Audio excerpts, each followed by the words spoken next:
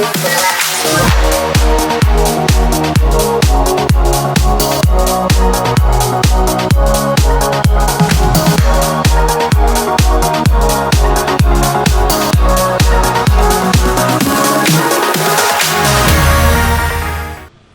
welcome everybody to another episode of Mac Yak, episode number 33 for July 25th, 2019. And tonight we do have a guest on. If you notice this stranger we have over here, say hi, Dana. How's it going, everybody? This is Dana. What's your username on YouTube? God. Which one? Yeah, on YouTube it's LondosHair. Yeah. As I say, Lando, but hey. Lando, yeah. Yeah, I'll never. It's better than replacing the A and O in Fog Wraith's, That's name. Yeah. Consider and yes, we will bring that up every single day because that just has to be done. Even Rocky's not here. That's right. He's probably watching. Dana has been, as far as I know, pretty much watching Mac Yak since day one. Pretty much. So we figured it's time to invite him on and see what he has to talk about. So we're going to see how good he... Huh? I think next person we need to get on is Brock. He's been on every day too. So yeah. Well, it depends on his bribe, of course. Dana gave us considerable amounts of money to be on tonight. Well, I didn't get any, so you must have gave it all to Jay. See, well, Jay ain't sharing. Let's see. We got Brock. We got Ben. All right. Let me turn on my light a little bit. That way I get some... Almost forgot. There we go. Ben is 28 now. Is it your birthday, Ben? If so, happy birthday. Yeah, happy birthday, bud. You're still a youngin'. Yeah, I remember that. I don't. It's been too long ago for you. Yeah. Let's see. When I was 28, where the heck was I? I was in the Army, I know that, but I didn't get married until I was 29, I think. The first time I got married. So. Holy crap, there's an ice cream truck outside. Oh, man. I'm sitting here listening to it go by. I'm like, sounds like an ice cream truck. Anyways, so guys, I'm looking at the stream right now. This little MacBook is definitely doing better than my phone. It does look a lot better. Yeah, that's what I said. What's going on with my phone? When was the last time you rebooted it? Maybe it's the 5 gigahertz network. I need to tweak my Wi-Fi a little. Yeah, probably do. Anyways, guys, we're just trying to kill a little time, let some people connect here, and we'll get into our topics here. I know on the thing I put one topic on there because that's all I was just looking at that. The one thing we're not going to talk about. And we're not going to talk about it tonight because guess what? Again, we don't have the two people we need here to talk about it, and we're going to publicly shame them tonight. Rocky and Greg H. Yep. They're the ones on Mac Yak that are qualified to talk about Linux and all that stuff, and they haven't showed up 2 weeks in a row. So we're thinking about firing them. And now, I mean, I've installed Linux on a PC, but I've never done it on an Apple product, so I have no clue. Me neither. But, nope. I've never had any reason to use Linux, so I've never dabbled with it or anything. So it's fun to dabble with, but you got to have like a freaking PhD in computer science just to get stuff installed. More geared toward like the tinkerer, people who like to tinker with their stuff, and I just want it to work. I just want it to install and work. And if there's parts I don't like, I want to be able to take them out. So yeah. It's Ben knows about Linux, but you're not on the call, Ben, so that doesn't help us right now. Maybe next week. If they don't show up again, we'll invite them. There we go. Hey, Tim. I hope you got your Mac Pro issues fixed. Did you ever get that fixed? I wasn't really in the chat on Discord when you were helping Tim with his Mac Pro. Actually, he was having more issues after he did a PRAM reset. More issues? Yeah. Okay. It kind of sounds like he's having issues with the memory overheating, I suggested because his fans weren't blowing at first, and after he did the PRAM reset, the fans went max full, which I was like, okay, at least that fixed something there. And then all of a sudden he's like, well, it won't even power on. I was like, Yeah, that's not progress. yeah, it's kind of going backwards a little bit, but I don't know if it's going backwards. I think it's kind of not forward or backwards. It's kind of like, staying steady there. Yeah. Because at least he got fan spin, but nothing, Yeah. If you were to believe Louis Rossman, fan spin means everything. Well, exactly. Yeah. Although he does have some good points sometimes. I mean, as far as, I like watching his videos. He does do some pretty good work. Well, as far he as has two channels. He has his live channel, and he has the channel where he takes his live stream and condenses it to get the point across, and that's the one I watch. Yeah. There's another one. He's often referenced Paul Daniels that makes the board view software. He started live streaming board repairs as well, and I prefer his streams because he does a lot of fumbling around that Lewis skips. Like he's like, okay, I got a board here. I don't know what's going on, so he goes through the whole process of trying to figure it out. Yeah, and it's fun to watch. And he's a laid back guy, and he has on a good day 50 people watching, so the chat is not flooding, so you can actually talk to the guy. So it's fun. Yeah, Lewis has a lot of people in there, and then you can't really watch the chat. And then he only responds to us if you super chat him. So it's like, here's $10 to answer my question, which you don't do anyway. So screw that. Yeah. And we don't have super chat yet for us. So guys, you're lucky because our chat is slow as it is anyway. We have Patreon though. No, well, we don't have for Maciac yet. I don't think. No, my Patreon. I don't care about your Patreon. So Dana here is usually asleep at this time, so that's why I invited him on, kind of forcing him to stay awake for one episode at least. Okay. Let's see how it is. Yeah. Like, well, see, Brock's another one running Linux on one of his. 2 times that happened. Yeah. Sure. How many? So when you see LondosHair in the chat, he's awake. And then suddenly it goes quiet for half an hour. He's like, oh, I have to take a phone call or some kind of nonsense. But he fell asleep. Hey, so, work. So Dana, explain to us all the problems you've been having today getting FaceTime to work. Oh, my God. I don't know what it is. Like, we were testing it earlier, and I've got my old 2006 eyesight right here. It was working fine. And, we went through some troubleshooting, trying to get my Apple ID all set up, as screwy as that is. And then, we got this thing finally working when it was just the 3 of us in a test call. And then right before we start the show, he tried to get me to join again, and now it doesn't want to work. So I don't know what's going on. Yeah, he couldn't hear us for some reason. Yeah. So I don't know. It didn't look half bad though. That little eyesight, man. It's been underrated and underestimated since day one. I love that camera. Yeah. Yeah. So especially the microphone on it. I just wanted to get that out there because we were doing some troubleshooting today with Dana and getting him to install Mojave on his Mac Pro for a change. So. Went without a hitch. And I had the bright idea to install Mojave on my 2012 13-inch and got it done and set up for FaceTime with 30 seconds to spare. So. Wow, that's pretty good. And the fan is not even blasting. I'm surprised. Well, since we're talking about Mojave, we can go into our first topic here tonight, pretty much, actually. Linux? No.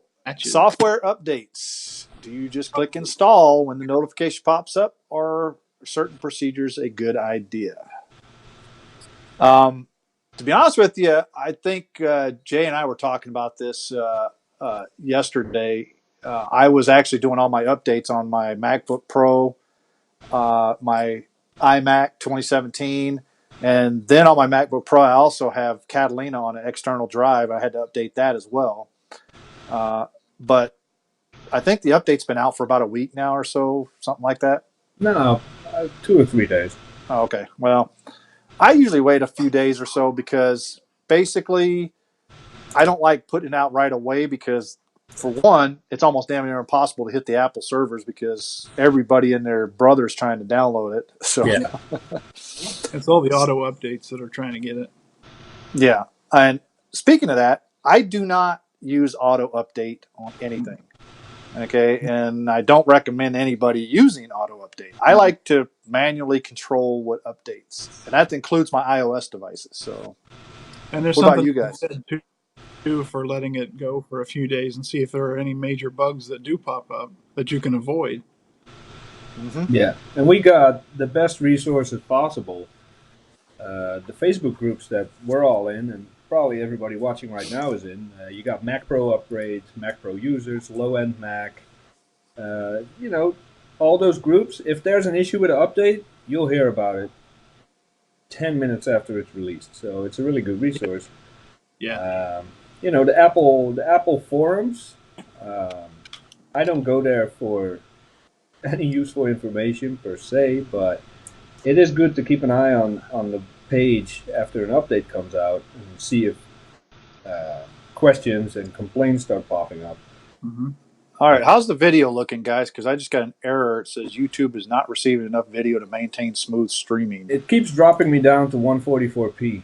which Yeah. is weird because I'm not getting any drop frames or everything's looking fine here. It's just I got the pop up on the stream. It said error. Your YouTube is not receiving enough video, but it looks fine on my. I don't know.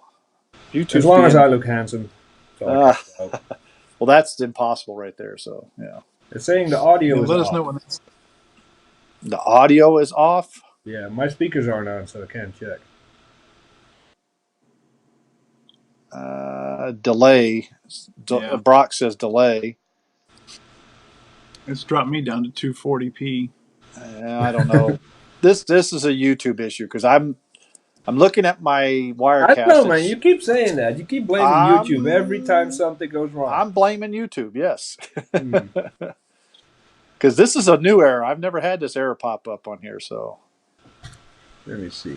and I can't click more, and I'm clicking more info, and nothing's happening. So let me refresh my browser here. Maybe that. Oh yeah, the audio is way off. Way off. All right. Let me. I blame Brock and Tim. Yeah. Everything was fine until they showed up. Let me. All right. How's that now? Because now it says excellent connection, which is weird.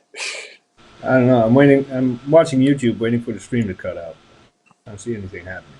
Well, I just did it for like a second, so you probably won't even hardly see it.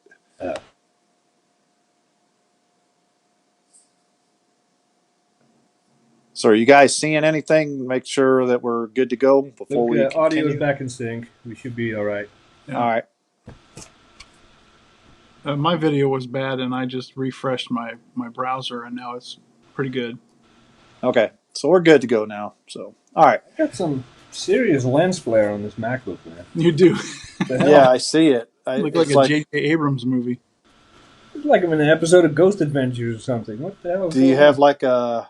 Is it damaged or something? Is right where the eyesight camera is? So it looks like it's got like a little pit or something in the where the camera is. No, it's these lights. See? Good. That's not the anti-glare one, is it? No. They didn't have anti-glare on the 2012s, I believe. It looks like you got two eyeballs right there. You should try to line up. That looks weird. Oh, right, software updates. Software updates. Yeah. Have you ever noticed? I use Little Snitch, right? And in my menu bar, it has the little counter for upload and download speeds. Mm-hmm. When on a good day, my connection, I get maybe, I don't know, 20, 30 megabytes per second down. But when I pull down a software update from Apple, I'm in the 70, 80 megabytes per second. Wow. It's ridiculous the kind of speeds I get, which I should not even be getting. So that whole thing about paid priority lanes for from internet providers. I think Apple is definitely paying to get that. I'm beginning to wonder that too, because that right there, because I usually get pretty good speeds from Apple too, but only after an update comes out, a couple of days after. But if you try the day that an update comes out, it's like it takes hours to pull down like a 3 gigabyte download or something. And what about trust? Because back in the day, when an update came out, I clicked install as soon as I got the notification. Even before there was such a thing as notifications, as soon as I saw it, install.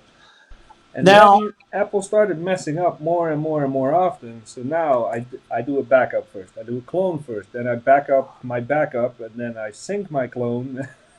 I do all well, kinds of see, stuff to make sure that everything is absolutely safe before I do an update because I don't trust it to be flawless anymore. and I agree with you, but for one thing, I would probably install like a Mac OS or an iOS update immediately because I'm a beta tester for them. So I beta test the stuff, so I know what the stuff is doing before I actually get it. I mean, I'm using iOS 13 on this iPad I'm talking on right now, and there's some bug stuff on there. In fact, we found one yesterday when I was trying to crop an image to send Jay, and it like kind of cut off most of it, and I was like, this is not good. So I did send a bug report in, but as far as me installing updates, uh, especially on my iOS device, I'll usually get the little notification, the little badge on my store icon, Yeah. and I'll go in there and I'll look at it and say, okay, yeah, I'm going to go ahead and update this. And I do it one at a time. I don't do select all. I go and see which ones because I like to see what they did, what they changed, Uh, and sometimes, like Jace has told me before, if they sit there and don't change something I like or change something to something I don't like, I won't install it yet. I'll wait. Yeah.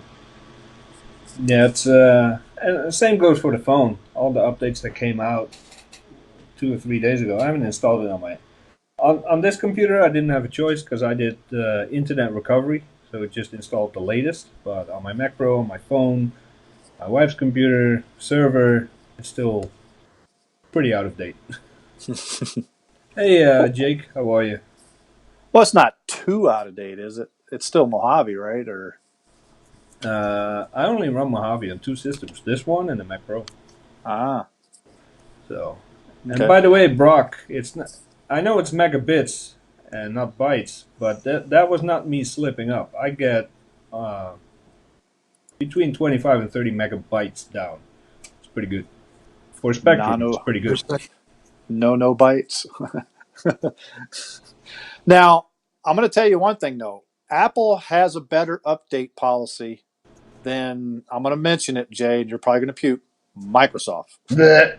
All right, because they force the updates on you. Basically, if you're running a home edition, you have no choice but they just push them down your throat whenever they want to, not when you want to. There'll be days when I'll be racing, and all of a sudden I'm starting to see a lot of lag and stuff happening. My frame rates drop big time because Microsoft decided, oh, we're going to push an update out while you're doing something on your computer that's heavy intensive. It's like you know, Yeah, I've seen you uh where it started installing updates while you were doing a race. And it's like, huh, dude, your stream just went to crap. And it's like, uh oh, huh. it's doing updates. That's exactly what's happening. Every time my stream goes to Yeah. crap, that's what's happening in the background because as soon as I get done, when I go to shut the computer down, it says, "Oh, installing updates," before we shut it down. I'm like, yeah, that's exactly what it was doing. You would think Yeah. that it would be able to tell when you're doing something important so that it doesn't try to do updates. Well, we're talking about Microsoft here. They Yeah. they don't know when you're doing something. They don't think Yeah. you're ever going to be doing something important. I'm Uh, not saying I'm surprised by that at all, but you would think somebody over there would have the common courtesy to make the little self-aware. Oh, hey, the GPU is being used pretty heavy. I think we'll not do some Yeah. updates. Dude, I got antivirus software and backup software that does exactly that. It says if your CPU is Yeah, above 30%, or you can set it. We know you're busy. Right. We're not going to interfere. Mm-hmm. Well, But, today I was reading a forum about that, about Microsoft's update policy and stuff. And a lot of people were complaining about, especially the business users that actually have that ability to delay updates for like up to 180 days.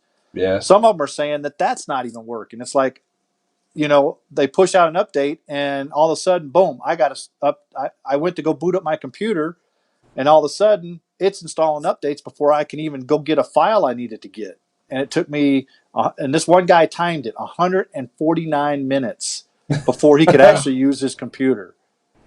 I mean, that's how bad their update policy is. And there's a lot of people complaining about it. But I can't say that about Apple because you pick the time you want to update because you're the one that clicks the update on there. Unless you have auto updates on. I have never put auto updates, so I don't know how that works. But there's also that little thing that pops up, a notification that says, updates are available. Do you want to install now? Blah, blah, blah. And you can actually say, no, I want to do it tonight, later tonight. And it'll actually pop up again, say, ready to go. Do you want to do it now? And if you don't do anything, or if you're not at the computer, it'll automatically do it. However, if you're at the computer doing something, that notification will pop up and you'll say, nope, later on, or try in an hour or whatever, Yeah. I got to give Apple credit. That's a lot better solution than Microsoft's. I mean, even with all the threats and stuff out there, I think the user should be in control of their computer on when and what software they want to put on it. Yeah, but we lost that control a few years ago, especially with Gatekeeper, where it says can't install this. There's no valid developer certificate and all that stuff. But there's ways around that. I mean, but for the average user that doesn't know all those tricks got locked out a few years ago. Yeah. So, but they're not getting forced updates though, like Microsoft. Yeah. And Ben Fitzpatrick seems a little bitter that we're not talking about Linux. But Ben, you have to put this complaint directly at the source. Grudy and Rocky. And Rocky were supposed to discuss this, and they're not here. Yes. So, if you're on our Discord, please tag them and rip them a new one and shame them. Shame them heavily. Because us three here know nothing about what they want to talk about. Yeah, I don't even mind trying Linux if there's a good, what do you call those things? Distro. If there's a good distro that can do my Photoshop and Dreamweaver and all my apps, I'm cool with trying it. Yeah, but as far as I know, there is no such thing out there. But maybe we'll talk about it next week. Maybe. Something that a lot of people are interested in putting Unix-based OSs and Linux and things like that is getting more use out of an old computer that maybe the Mac OS isn't supported anymore. Maybe it doesn't get security updates anymore, but the Linux will still work fine and it'll run really well.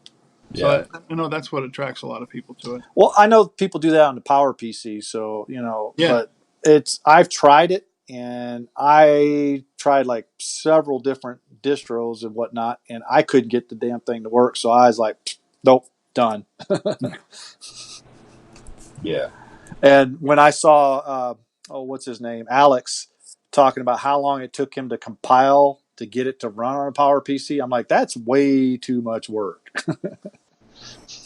It's if there's a good tutorial on it, I'll check it out and try it out. But I'm not gonna make all so discoveries myself. Ben, Brock, if you guys go out and make a video tutorial or even a blog post, Jay will post that on MacYac. Yeah. Just make it good and detailed. Yeah, step by step for dummies like us. All right, we got anything else to talk about updates? No, just just be careful when you update stuff. Updates have a way to bring out the worst in your machine. If there's an issue, even if you're not aware of it, an update can and often will bring it out. So always make a backup. One thing before we go off of this topic. Catalina is going to break all your 32-bit apps. So be careful if you have 32-bit apps that you rely on. For instance, Microsoft Office is one of those. You may not want to actually install Catalina because it's going to break all that. Yep. And I'm talking about the Office like 2011 is what I still use, so. Dude, every other app that I launch, I get the warning, this is not optimized and will stop working soon. So I don't think I'm not going to be on Catalina anytime soon, if ever, because I cannot go without my precious 32-bit apps. Yeah. So. And I'm not sure if I'm beta testing it on an external hard drive on my MacBook Pro right now, but I'm not sure if I'm going to install anytime soon because I do rely on some 32-bit apps that I use on that. So, yeah, I'm not in a hurry, really. Hopefully, by the time it happens, Mojave will be considered a mature OS, but I doubt that'll happen too. I'll probably see myself going back to High Sierra. Well, if you have to, yeah. Yeah. Wait a minute. Is Unreal Tournament 2004, is that 32-bit? Believe it is, actually. Yeah, it is. So it's not going to work in Catalina. No. Damn it. Yeah. Well, how about Office 2011? No, it's 32-bit. Will not work. All right. I guess and if you want to see which apps are going to be affected, go to About This Mac, System Report, and then go to where is it? Applications. Yeah. And you can see once that loads, you have a column where you can sort it by 32 and 64-bit apps. It's not entirely accurate, but it's a good indication of what's going to break as soon as you update. Yeah. Which for me is an incredible amount of software. All right, let's go ahead and move on to our next topic here. And Jay, I'm going to throw this to you because I think you threw this one in there. How to pack. So go for it. Yes, I did a video about a week ago. It's really stupid, but I had to ship some G4 handles. Well, it wasn't an exciting video. Let me put it like that. Well, I had to ship some G4 handles to someone, and I figured I already wrapped a few up, and I thought, let me just make a quick video of how I ship these handles or how I pack them. Because every day, if you're in the vintage Macintosh enthusiast group, for example, every day you see, I got this mint, one of a kind, Steve Jobs licked it, whatever, iMac or Molar Mac, and then it arrives in pieces because all they used was a piece of toilet paper to pack it with. It's just incredibly sad. All the vintage stuff that gets destroyed just by poor shipping. So I figured we're going to make a playlist. And we're going to put videos in there on how to properly pack XYZ stuff. Yes. Yeah, pretty much. So if any of you guys out there are packing stuff, take a video of it as you're packing it and send it to Jay.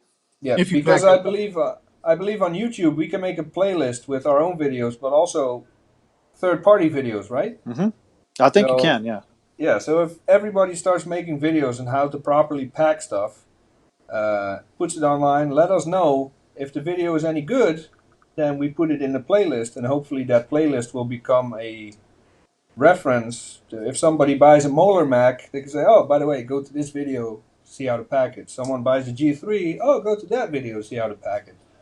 So yeah, we need if you're watching this, we need your help. If you pack CRTs, and you have a good track record of getting them to where they're supposed to go in one piece, make some videos on how to do it, because people need to know. Oh, yeah.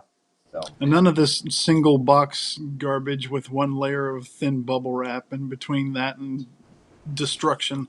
So you mean I can't take like a priority mailbox and throw a MacBook in and that's it? Not if you want it to stay intact. I know. I'm just... I've seen people do stuff like that. That's a pet peeve of mine is when I go and it's on the Vintage Mac forums on Facebook and I see invariably one every week or two, somebody, I bought this on eBay and I told the guy to pack pack it well, and look what happened. It's in 5 million pieces, and you're like, I mean, there's nothing you can get. You got to get your money back, but you're also out that machine that you were looking forward to, and Yep. one less vintage Mac that's out there for people to enjoy. So Exactly. That means it just jacks the price up on all those other ones because now right, there's one less. yeah, Yeah. No, definitely. The more people make good quality, well, video doesn't even have to be good quality as long as you list your materials and let us know how you pack it, show us how you pack it. Then I think that's super valuable information to have to reference. Say, I buy an iMac G3 on eBay or wherever. I can send the seller a link, says this is how you pack it. I'll pay for it. Of course, as a buyer, you have to be willing to spend a few extra bucks for proper packaging. But I'll buy it and I'll pay for the packaging. Here's a link. Watch that video, and that's how you pack it. If you don't pack it that way and it arrives damaged, I'm going to lay a claim on your ass, and I'm going to be upset. So yeah. Yep. Oh, I agree. I agree with you, Jay. let me see. What are you talking about? Right. So, by the way, this is going to be a short show, probably just 1 hour. Yeah, I don't think we're going to be too long on this one. Mike just said he's not going to be on. Greg is out of town. Steve. Rocky is working. Steve is at his parents' and it's a or his beautiful day aunt's. outside, so I don't want to sit in this office for 2 hours anyway. Yeah. But all right. Any more unpacking? Any of you guys in the chat have any horror stories of stuff that you got that was broke to pieces? And oh man, I think the last 2 days alone, the amount of broken stuff I see flying by on YouTube posts and stuff is just sad. Oh, it is.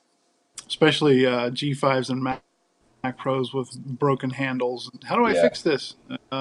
You don't. No, trust me, I tried with crowbars and hammers and mullets, and there's just no fixing that. Once you break those little welds off, right, it's impossible. Game over. Then if they get bent out of shape, then they don't want to go back to the original shape. And the more you try, the more tension is they're under, and they never look right again. No, unless you're a professional welder and can weld those things back. I have my G5 has a couple of the welds broke on it. It still looks almost perfect. You can't tell, but on the bottom part and the back, it's a couple of the welds are busted off, but the door still slides on. Goes on no problem. But you can see a little small gap in there in the back, but you can't really tell if you're looking far away from it. But the handles are not bent. The feet are not bent any. Yeah. It's just the way it looks on there. But hey, I traded it for another computer, so I didn't really Mac pay Pros any money are tricky to ship just because of the sheer size and weight. But the only way to properly ship a Mac Pro is in the original box with the original padding, or and it pains me to say this, it really does. I don't even know if I can get the words out of my mouth, but okay. OWC sells a box with the right inserts to ship a Mac Pro in. I feel disgusting now. I need to take he needs to go wash his mouth out. Yeah. Feel so dirty, huh? No. All right, guys, let's go ahead and move on to our next topic here. The Mac Pro 1, 1 or 2, 1, is it still worth getting one today? And Dana's going to tell us all about it. I may or may not have suggested this as a topic because I have 6 of them sitting right behind me. I have a 1, 1 in pieces in my closet back here. So, in fact, Mike what has. I'm wondering is are they more valuable as parts machines now than a standalone unit? Because obviously I know you can do things with it, but is it more worth your while to part them out, or?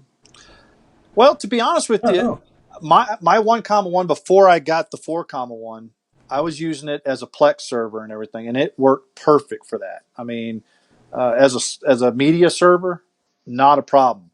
As an everyday workhorse machine, not really, because El Cap is about the best you could put on it, and you have to patch it to even get that on there.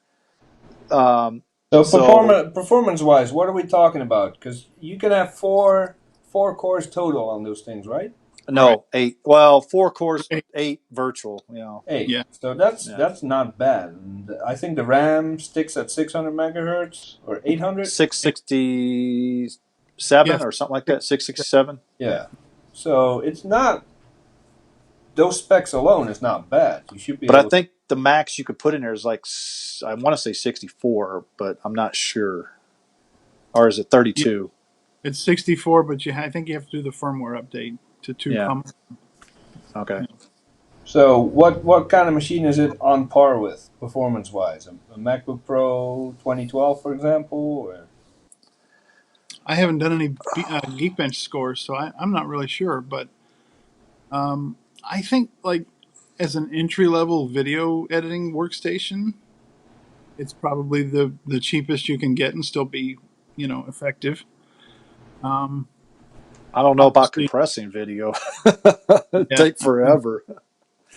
yeah. If you get a decent GPU in there, I mean, you can put a GTX 980 in there if you want to.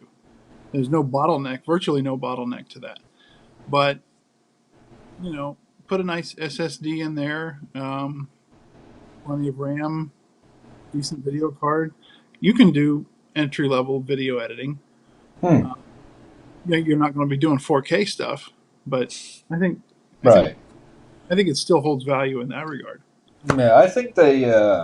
If I were to have one, I would probably use it as a server. Cram it full of hard drives and make it a Mine's server. a Plex. It's a Mine's a Plex Plex. server. Yeah. Oh, I might be mixing stuff up. You picked up a Xserve RAID, didn't you? No, I didn't get it. Oh, because that would go really nicely with a Mac Pro. Well, he's the one. You It were would. Dana. You were the one that was showing us the pictures of that one that was looked like it had a crack in it, or Yeah. yeah. Well, there were 2 raids there, and the top one did have like a cracked unit, a cracked case anyway. The faceplate.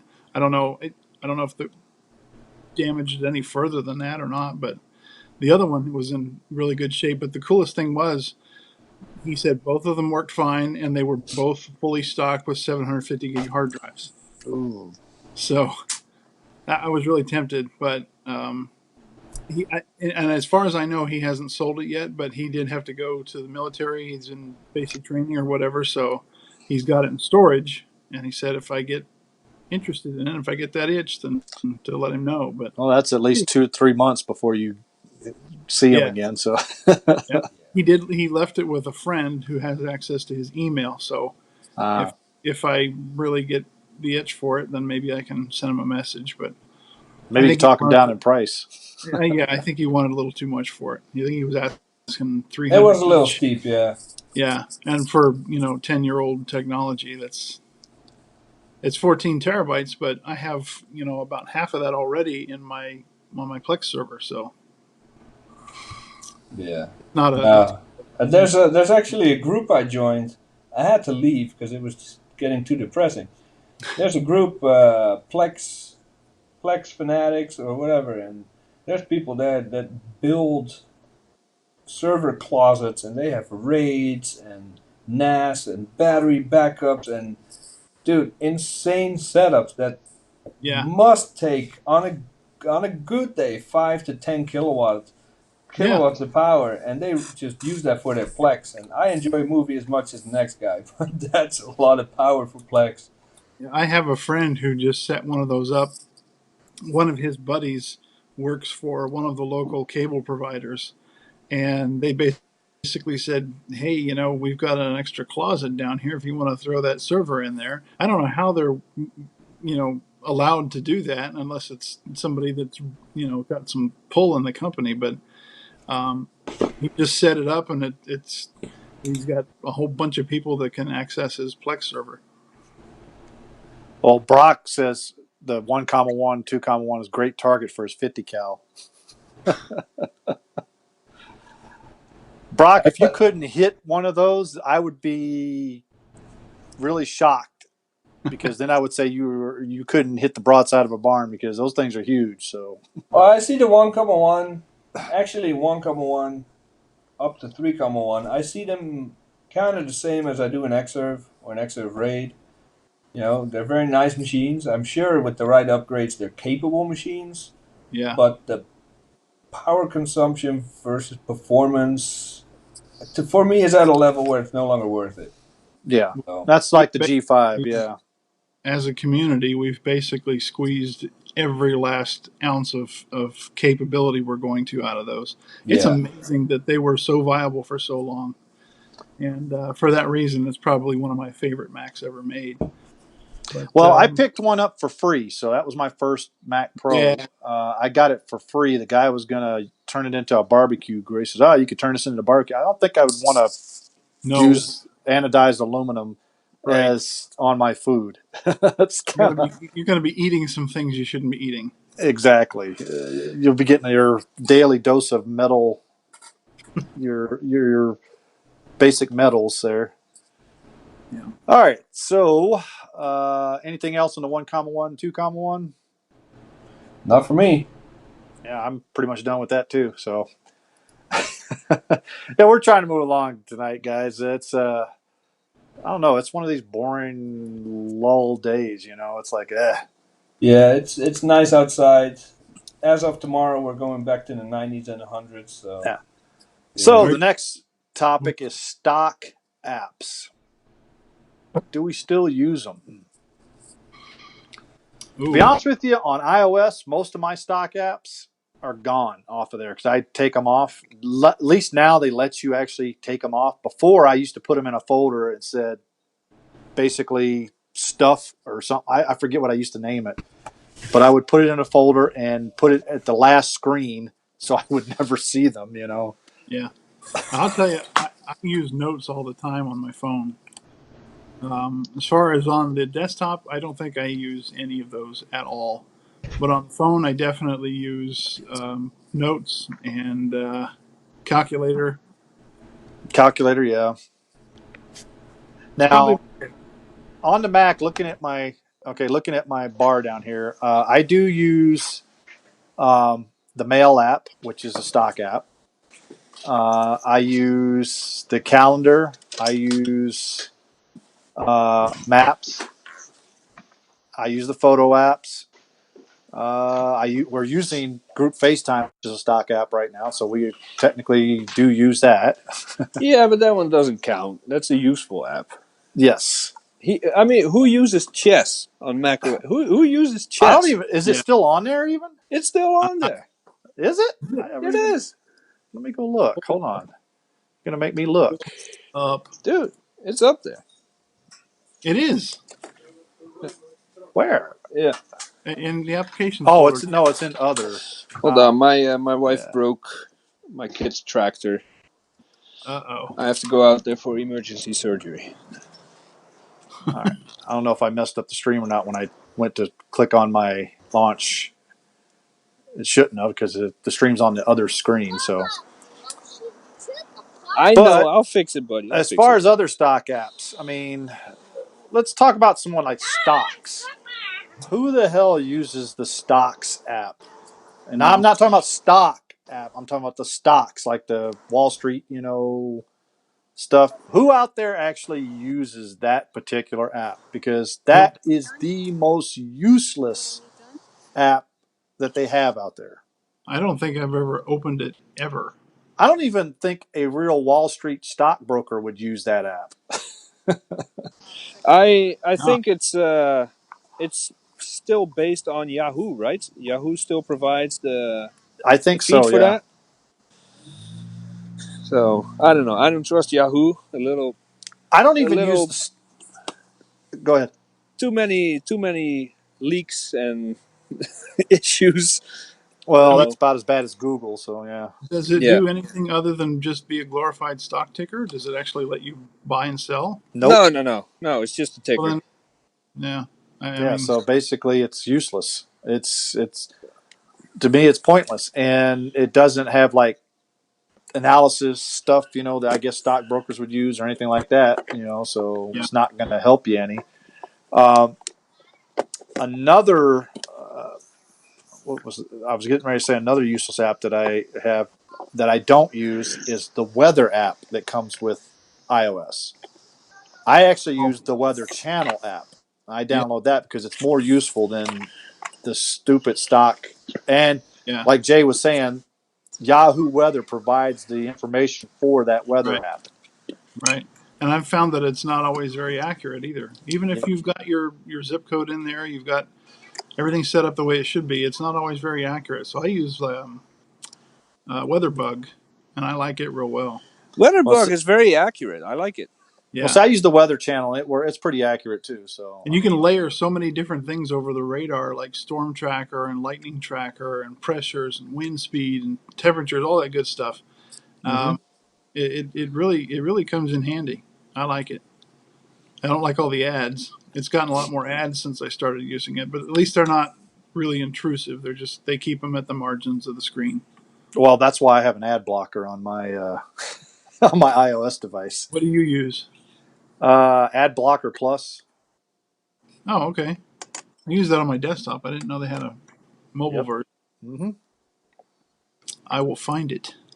Yep, they have the mobile version. I use it on my desktop, and it's funny too because I'll go to certain websites that I'll click. Somebody will post a link in Facebook, and I'll go and click on that link, and come up to it, and it says, "Oh, you're using an ad blocker, or you have to disable your ad blocker to use And it you this darn site." right. And I'm like, you know what? I'm not I using your leave the site site. then. When that happens, I leave. Yeah. Yeah, I leave the site. I'm like, then I guess I'm not using your site. Sorry. Yeah, So same here. I'm looking through my applications folder here, and I just see more useless apps. Like, what is Home? I don't even think I've ever opened Home. That's when you have all that automation stuff going on. Your Okay. Hue lights and Nest thermostat. I think it all Oh, ties into there. Like, yeah, that home app. That's one I need to just get rid of because I don't even have anything that can actually connect to it in my What, home. what about our I've always favorite wanted to do that. news? News. That Apple one News. I actually kind of like that one a little bit now What? because I get certain alerts. I only have certain news ones that I have set up on there to alert me on, and actually that's how I get some of the news and rumors that you see when we get to that section. That's how I find out about that stuff because I get a alert and it points me to it. I go to the article, I read it, like, oh, that sounds good. I'll put it in the show tonight. Huh. Yeah. So Brock makes a good point that widgets are gone now. I did use a lot of widgets and dashboards. yeah, I, They're not gone yet. not until Catalina. uh, Yeah, I'm looking through the list here too of the standard stock stuff. Notes we talked about. Voicemail. Uh, photo booth. Photo booth is fun. It was fun to use it, and then all of a sudden, Jay, you got two windows open. What's up with that? Did you No, I log don't. into something?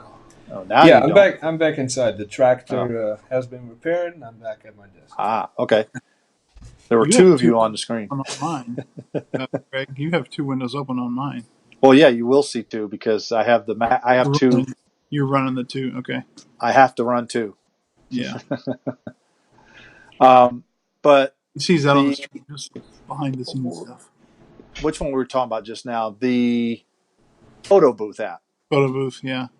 It was fun the first time I ever saw it, and then I've never touched it again. I think that was still PowerPC with my external eyesight where I used that. Yeah, Yeah. and I bet you never used it since then either, have you? No. Another useless, pretty much pointless app. And what's funny is because whenever you set a new Mac up, it uses photo booth to get your photo if you want to put your picture as your login picture, which is weird. How about Yeah.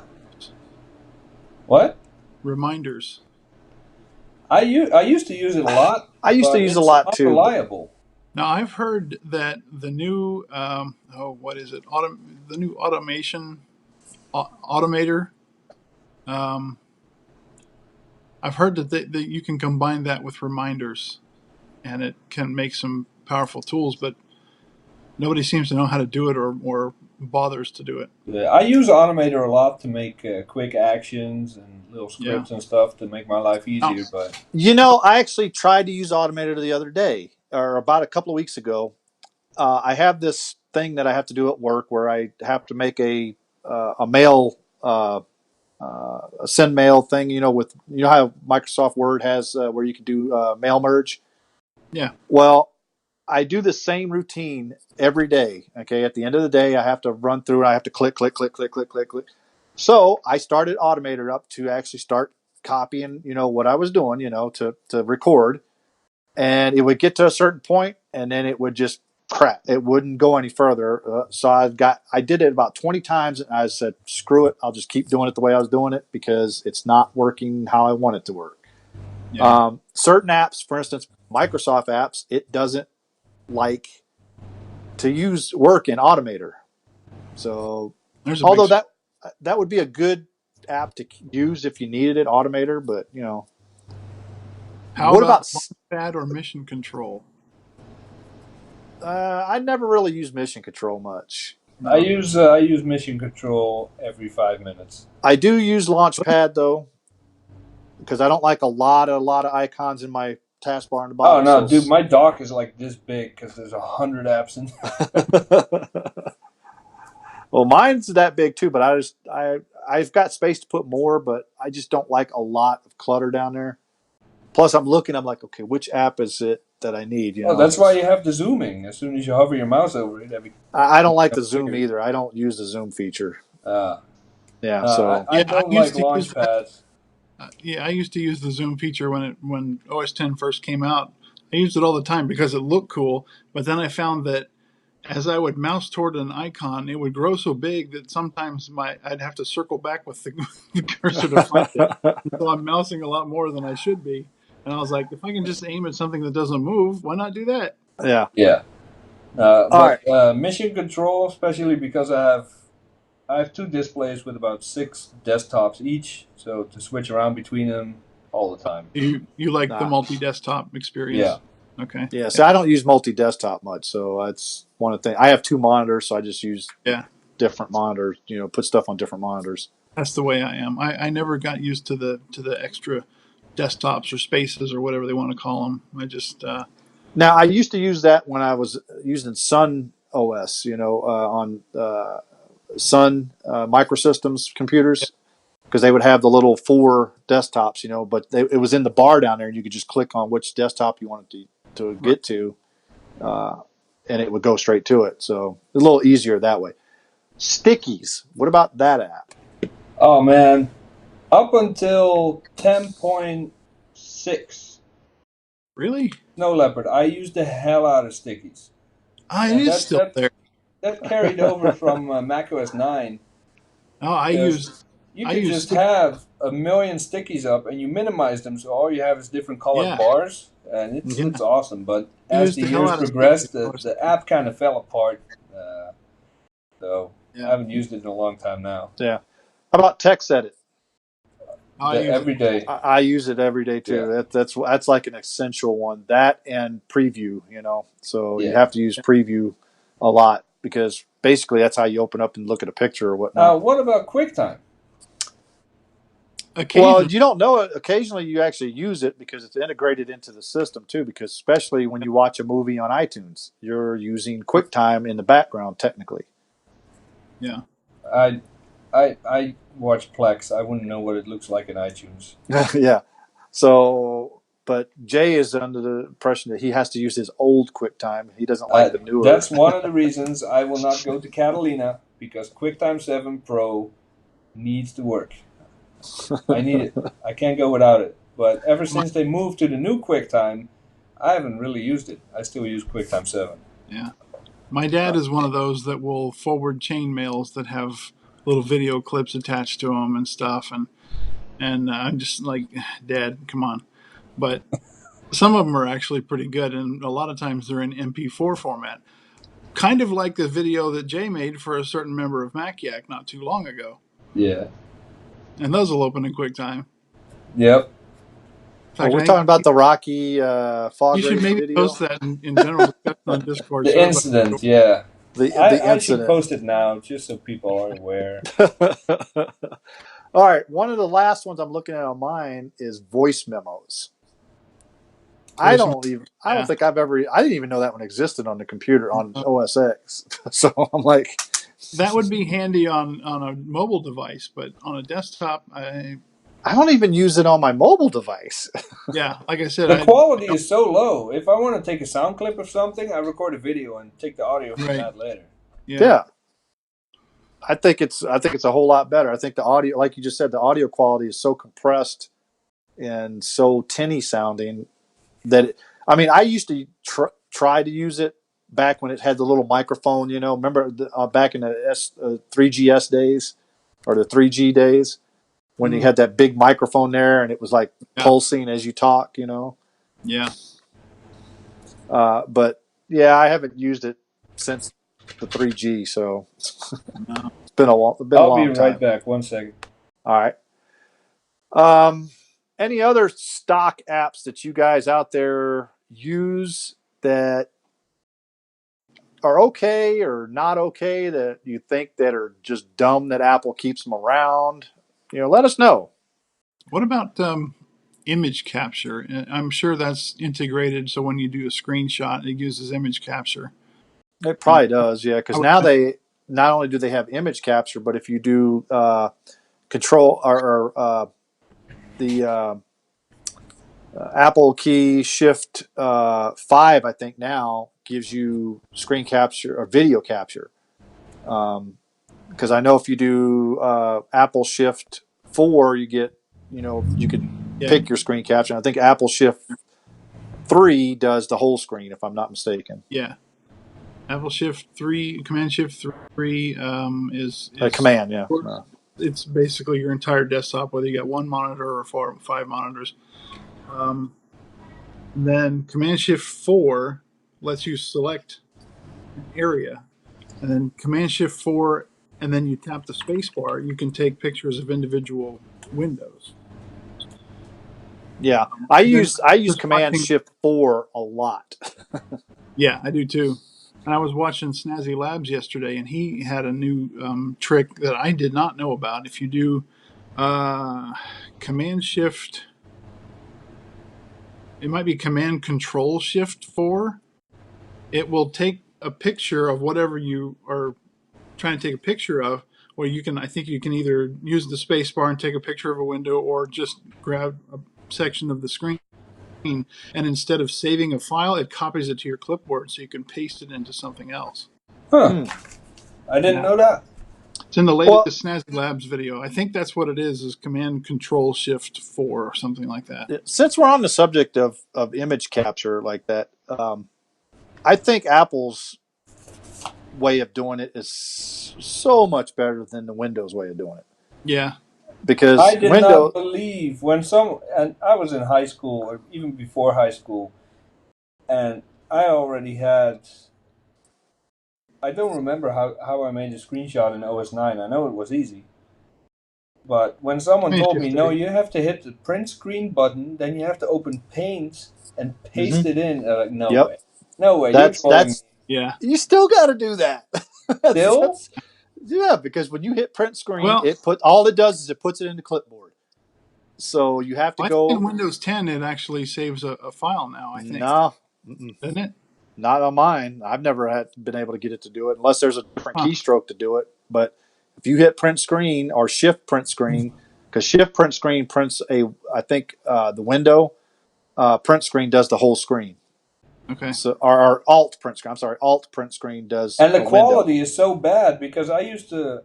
There were websites and stuff where you tried to copy a picture and it wouldn't let you. And on the Mac, it's like, okay, I'll just take a screenshot and take the picture that way. And you had full quality, millions of colors, and it was good. Right. So Jake is saying Windows, snipping. If you take a print screen, it's like 16-bit garbage. Yeah. Jake is saying snipping tool from Windows 10, which to be honest with you, I don't have much experience with Windows 10 except for my iRacing. Other than that, I don't really dab in Windows much. I just don't like it. Ever since I switched to Mac OS, I just can't stand Windows. Yeah. And especially since they went to Windows 10. Windows 7 was decent and was usable, and you could find stuff on it. Everything that you needed to configuration-wise was in one little section called configuration. or control panel. Now it's all over the place, so you actually have to hunt and peck for it, or you got to type it in that little box down the search box just to find something. Looks like Brock just posted some instructions on how to do that in Windows 10. Yeah, we don't care. It's Okay, good. but that's an extra step. I mean, the only thing I have to do on Mac is Command Shift 4, select the area I want to capture, and as soon as I release the mouse button, boom, it's a file. Yeah. I don't have to. What is the game bar? What is a game bar? The game bar on Windows, if you're doing a game, if you hit the Windows key, it brings up this thing where you can capture the window, or you can do video capture, stuff like that. It's a pain in the butt. I disable it because I don't like it. It's a stupid implementation. If anybody out there is a Windows user, I'm sorry, but they just got it wrong. Yeah, I remember the Command Shift 3 has been around since at least OS 8. I think I don't know if it was in System 7, but that's been the command to do your screen grab since OS 8. I think. It's always really easy to remember, so they still use it today. Yeah. Now, like I said, I use Command Shift 4 a lot. That's my main go-to.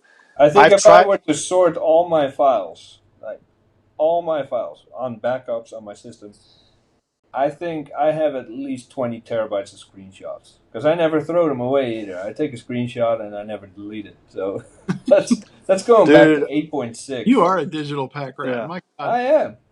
Now, the cool thing about Mojave in that instance, when you do screenshots, because a lot of people have all these stuff all over their screen and everything, and if you put stacks or turn stacks on, no stacks. Oh, I do. I love it. That's one of the features I love in stacks, because you take a lot of screenshots, it puts it in one little folder, and all you got to do is click on it, and it pulls them all down in order and keeps everything nice and neat. Yeah. I just got Mojave installed yesterday for this, and I haven't yet to play with stacks, but I've heard good things about it, so we'll see. Yeah, Jay doesn't like it. He likes stuff all over his desktop. He's not one of those. Tech, and I'm still confused about that. Oh, yeah, I know. All right, guys. Anything else on the stock apps that we could think of, or no? I despise Apple for not letting me delete it without going into recovery mode, disabling SIP, and then having to go in there to do it. Well, yeah, because they don't want you to delete their own app. Well, here's the good thing, though, about Apple versus Microsoft. If you ever get a new computer with Microsoft Windows installed on it, you get all the bloatware on there. You get a new computer from Apple, you get the same OS 10 that you and I can get offline when we download a clean install. Yeah. There is no bloatware and none of this crap that's on I don't know, man. Chess is taking up a decent chunk of hard drive space. Yeah, how much hard drive space is that taking? I don't know. I'm curious now. This is now we're megabytes. Huh? 5.1 megabytes. Ooh, what? Mine is 8. Maybe you've been playing some chess and you got some data files saved in there. You've been playing chess and saving a lot of games. I used to play a lot. There you go. It remembers. So, yeah, I mean, that's just one of the things that I've kind of noticed, too, about Windows versus Mac, is that they put so much bloatware on it that, and there's my dogs, so my wife just got home, so they're going to be barking for a second. But the bloatware on a Windows machine is just ridiculous. All the stuff that these companies put on it. I don't know if you ever remember back in the day when they used to put AOL, all these other things. And there was a big stink one time that there was this spyware that got stuck on there. Some company, I can't remember, I think it was HP or something, that sold a computer and had this software on it that was spyware. And it was basically, it was real spyware. So, huh. Yeah, I wouldn't put it past them. Yep, actually, we're going to talk about that, Dana. Speaking of which, okay, we're going to go ahead to our next topic because Dana's wanting us to move along here. Well, Jay asked. Well, Jay asked too. We're just going to talk about the news and rumors real quick. We'll do that section, and then I don't have any or anything. So I think I'm losing you, Greg. Yeah, we lost you. and I just a exclamation point. Oh, I'm back, and I lost Jay. Nope, now Jay's back. All right. So first one is everybody probably saw this, but Apple drops the price of the MacBook Air to $1099. What do you think about that? I think it's that's still $1,000 too expensive. I think it's at least $400 too expensive, to be honest Yeah. with you. Yeah. MacBook Air is a piece of They garbage. want that to be attractive to the average user. They need to bring it down a little more. Well, exactly, and they need to make Otherwise, there's no that point. the entry level MacBook. That's what that needs to be, is the entry level. If they're going to make something entry level, make it priced so they can get people to come in and get stuck on the Mac OS, operating system. That way you want to buy something better, Yeah, like the Mac Mini used to be. What was it? $500, $600? But the MacBook Pro, the low end version of a MacBook Pro is only a couple of $100 more than the MacBook Air. So what's the point? Yeah, there's really no point. It doesn't serve any particular, type of user. Exactly. Brock's at $799. I'm thinking more like $650 is the max price of a MacBook Air is. The specs on it should be around $650. Yeah. I don't think now. I don't know. Are they putting the Touch Bar on the MacBook Air too, or are they just doing it on all the MacBook Pros? Because they're doing it on all the MacBook Pros. Even the 13-inch now will have the all of them will have the Touch Bar. There is going to be no more function keys on the MacBook Pros. So that's something else they came out with last week. So who knows? No, I did hear that they're going back to the old style of keyboard, though. Is that true? I don't know. To be honest with you, It has to be. It has to be. This butterfly keyboard has been such a flop, such a disaster, that even when the new MacBook Pros were released, they had to add them to the extension, the warranty repair program. Before it even came out. It's just been such an embarrassment. They have to go back to the scissor mechanism. They have to. I think they need to go back to standard key travel. I mean, to be honest with you, after using mine for a year, I've had my MacBook Pro for a year. It's a 2017 MacBook Pro. And typing on it, I actually have to pound on the keys because it feels like I'm not getting any feedback, on it, because the key travel is not there. There's no key travel. It's almost like you're typing on a membrane keyboard. Yeah.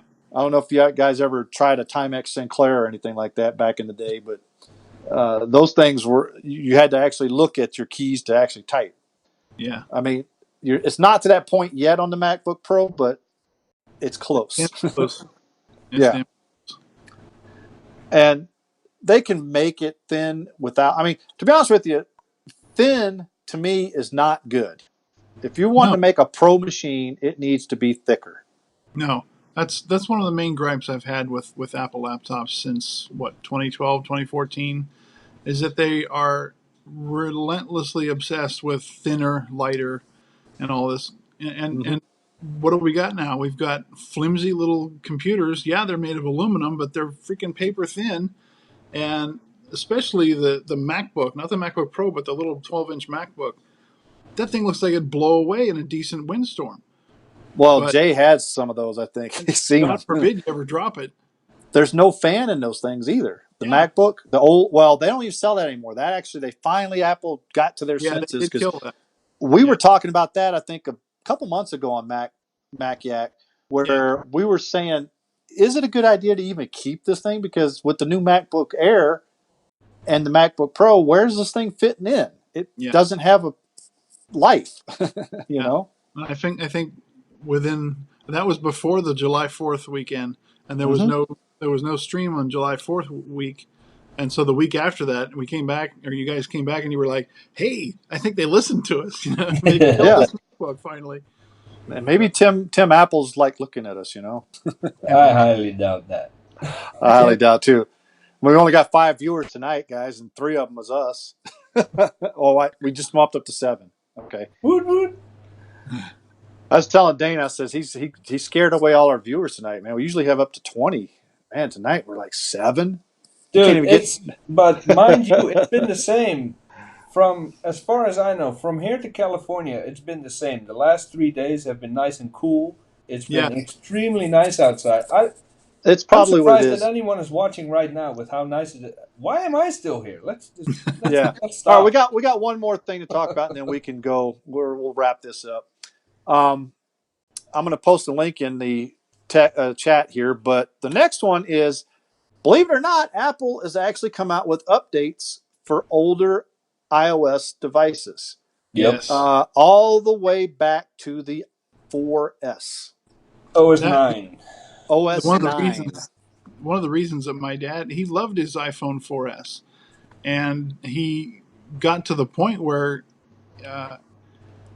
he was driving quite a bit at work and needed the GPS, and it was just out of date and wasn't finding some of the addresses that are fairly new.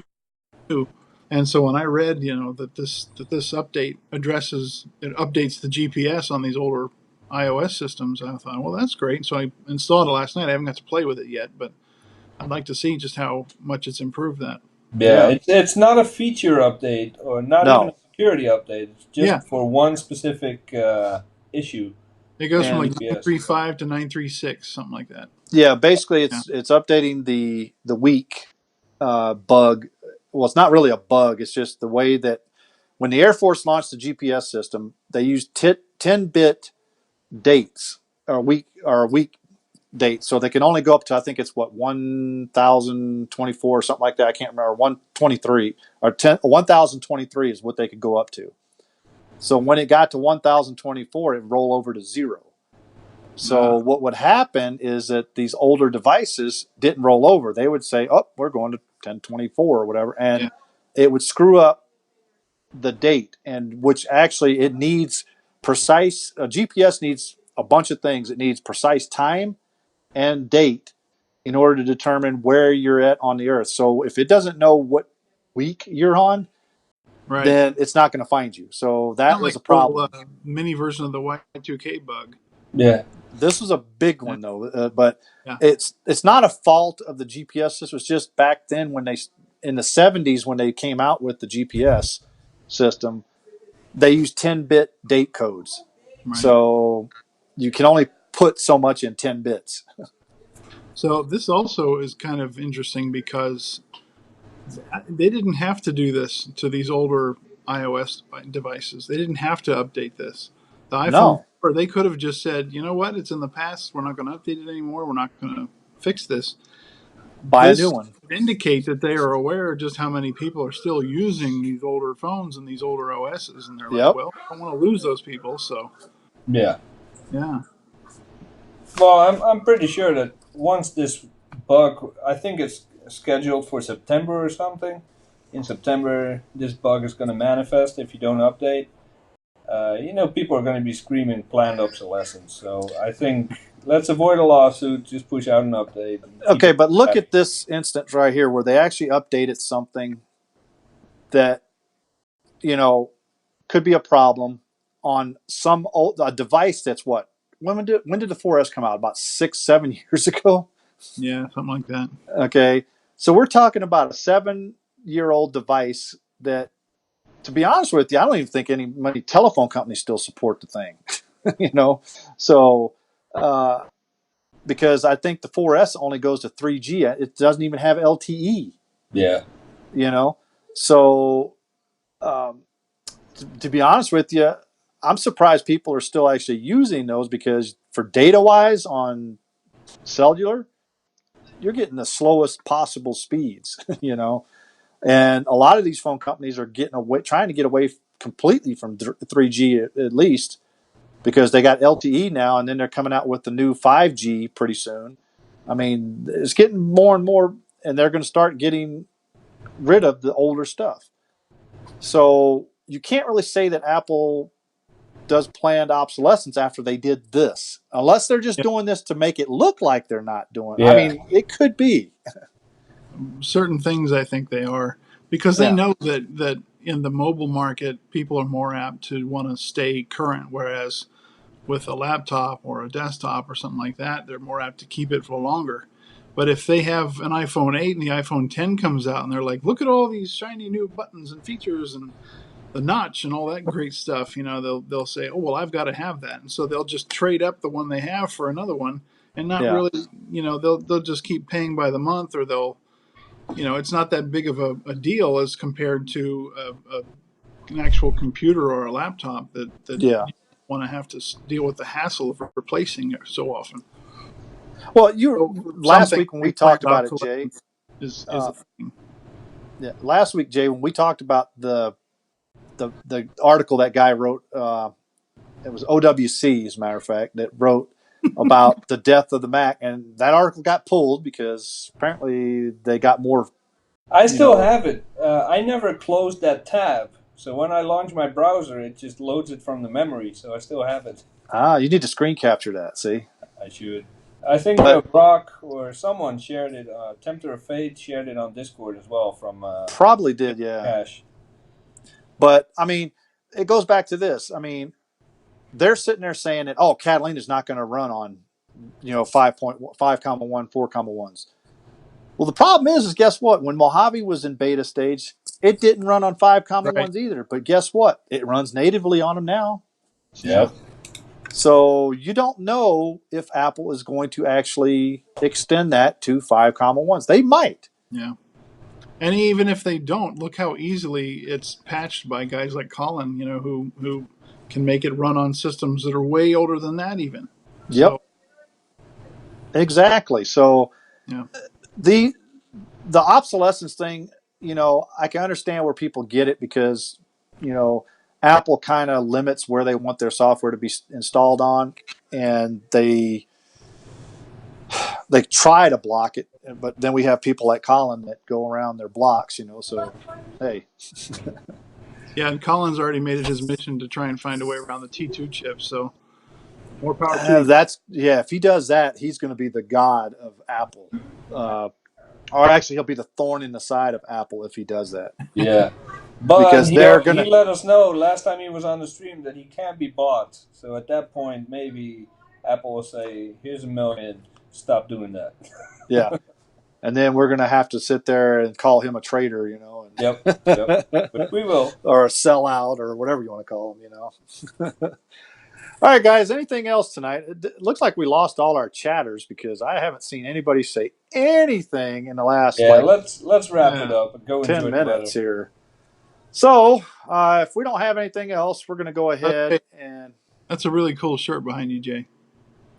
Oh, he's had that up there for what? How many episodes now? Well, I can actually see it now. I got it in several colors, too. It's not just a giant black pixel over your shoulder anymore. Yeah, right. I got this behind me. Wait, there we go. We still got people. Yeah, you guys need to chat, man, so we know you're alive. See, you could be like Londo and not chat. And we know he's asleep at the time. Right, because I was asleep, sure. Next week, we're going to be back in full swing. But this hopefully week, it was just... I did very little in the way of preparing for the show because I just took full advantage of the weather. Because I know that the rest of the month and in August is going to be blistering hot again. So I was just outside playing with my kid and, taking walks and stuff. So, yeah. Oh, I did my fair share, so hey, You didn't do anything. I do the broadcast, so I actually... Yeah, we do have to show... We do have to show one picture here that I promised that we were going to show. Mike was going to be here tonight, but he texted and said that he's not here for whatever reason. But he had a section prepared to talk about a certain computer, which he's not going to talk about. But he included a few pictures for us to show on the stream. So One of the pictures was an accidental selfie. Here we go. It's up now. So I sat there going through these pictures when I was loading them into Wirecast, and I'm like, the F is that? I'm like, look at it. I was like, oh, that's the top of Mike's head. Yep. And we got called the a-hole word. So, yeah, I told Mike, that's going in the show tonight. So I promised that would be in there. So, yeah, that was going to be in there tonight. I think my favorite part, other than the really cool looking cars, is the mad scientist hair on either side of his head. All right, guys. So we're done for this evening. So if you like this show, please give us a thumbs up or a thumbs down. Don't matter, but preferably a thumbs up. Make sure you subscribe if you're not subscribed. Like it, subscribe. Make sure you tell your friends to come and watch us. We're here every Thursday night, except for when I'm out of town or Jay's out of town or whatever. If I'm out of town, definitely it's not going to be a show because the only one that could probably do it is Jay, I think. So. Yeah, when you go out of town, we all give you crap. Yeah, exactly. But in October, there's a couple weeks I will not be here, so I'll It's just have okay. to. I'll handle the streaming. It's all right. There you go. All right, guys, but make sure you do that. Make sure if you want to come back and hang out with us on Discord. We do have a lot of good channels in there now. Jay's actually added a few more channels. We have a help channel. We have a buy, sell, trade. And if you talk about anything other than Macs, we have off-topic channel. Please keep it over there. Yeah. We don't want to hear about Windows stuff in the Mac channel. Yeah. Or No, Linux. definitely throughout the week, Discord is where it's at. And Yep. a lot. If you hang out on Discord, you'll see that a lot of the topics that we bring up on the show have been discussed on Discord or stuff like that. So if you want to Yep. be a little bit more up to speed about the stuff we talk about, then Discord is the place to be. Yep. The only downside is Dana is there as well. It's, he doesn't really stop talking till 6 a.m. But other than that, it's fun. What's your handle on Discord? Hot Dog Zanzibar. Yep. That's the gaming tag that I use. Like that, my YouTube handle I've had since, well, probably since YouTube was launched. So why do you show up as LondosHair? Because I don't use it anymore. I haven't used it in years. But it still logs that's still in. my YouTube, because I've actually got a few videos on my channel that I don't know why I put them there. They're ridiculous. Yeah, I'm waiting on videos from you. Yeah. Yep. I'm really Finish excited. your damn basement. I'm really excited about this packaging thing. I'm looking forward to that. I want to actually make a few of my own. All right. When I was watching yours, let's go ahead and sign this thing off. Yeah. So we could talk a little bit afterwards, but yeah. All right, guys, we're gonna see you guys later. You guys have a good night, and we'll see you next week. Thanks for watching. Yep. Thanks.